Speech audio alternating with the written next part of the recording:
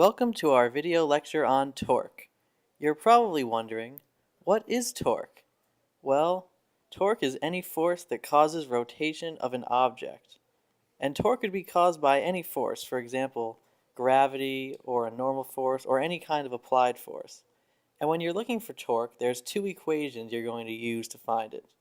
The first one you use in simple situations where the force applied is perpendicular to the object, and that is torque equals force times the radial distance.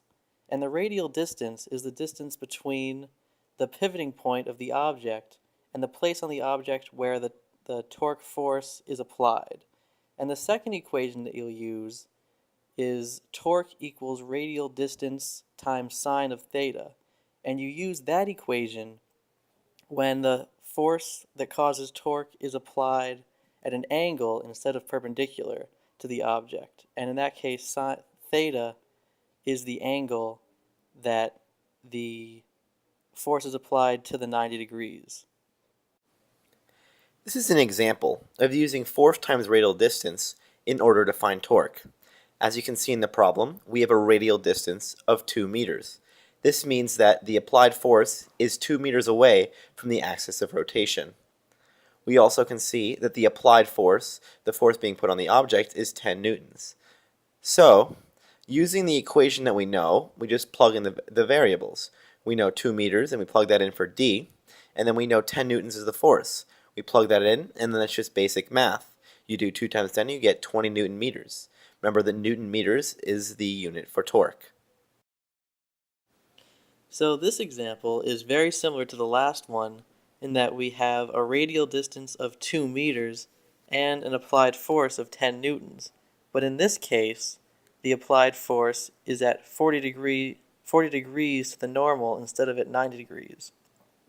So in this case, you can't just do torque equals force times radial distance because you need to separate the x and y vectors. You only want to look at the force applied in the y direction. So therefore, you use force times distance times sine theta. So in this case, it's 2 meters times 10 newtons, which is 20, times the sine of 40, which gives you 14.9 newton meters.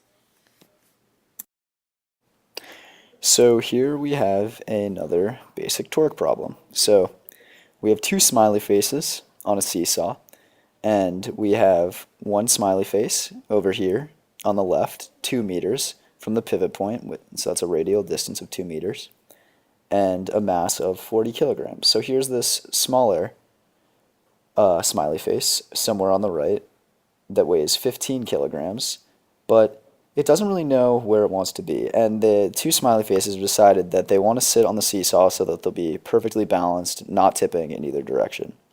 So how far away does the small smiley face on the right have to be from the pivot point so that they're balanced out perfectly?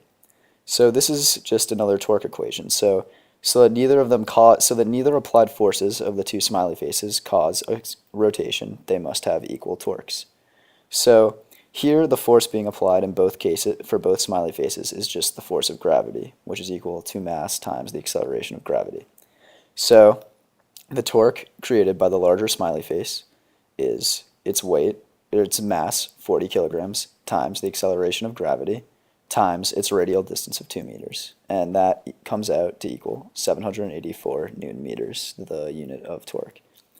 So we know that that's equal to the torque created by the smiley face on the right.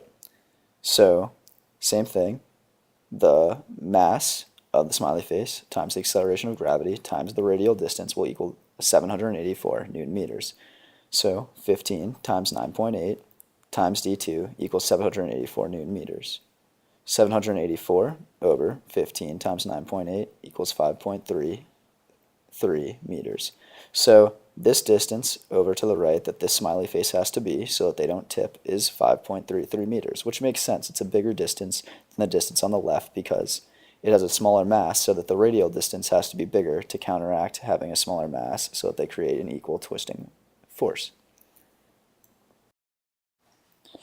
So coming up here, we have an example of torque in the real world, and it shows us how torque can be a very powerful but sometimes ultimately dangerous part of our lives.